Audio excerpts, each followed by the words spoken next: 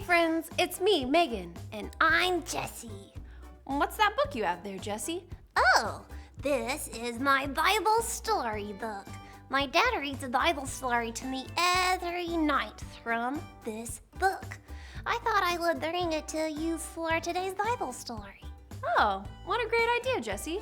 That's so cool that you hear a story from the Bible every night. Yeah, my dad says I could almost tell the stories for him, even though I can't read yet. I'm sure he's right. In today's Bible story, Moses told the priests to read God's law to the people so they would remember it, follow it, and teach it to their children. Kind of like your dad is teaching you from the Bible. Let me tell you the story.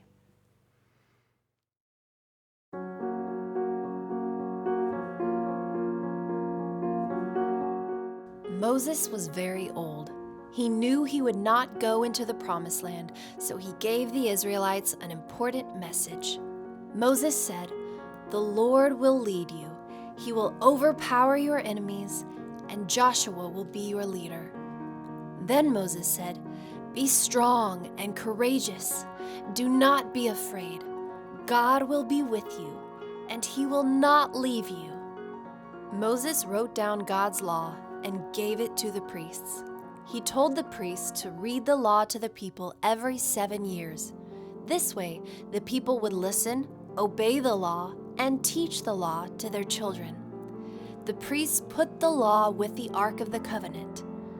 God told Moses and Joshua to go to the tabernacle. The Lord made Joshua the Israelites' new leader.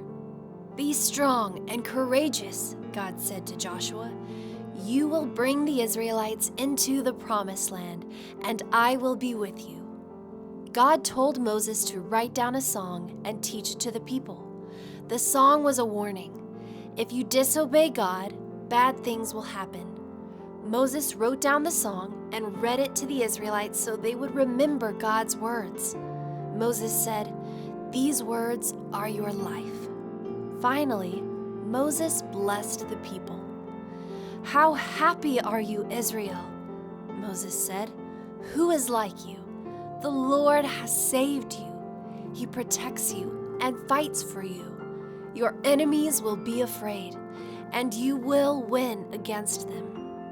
Moses went up to the top of a mountain where he could look across the Jordan River and see the promised land.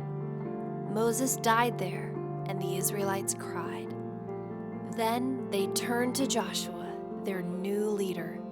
Joshua would take them into the land God promised.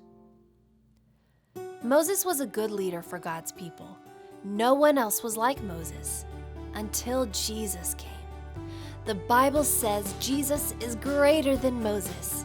He alone is our perfect leader. Jesus died and came back to life so that Moses and every believer can enter the promised land of God's kingdom.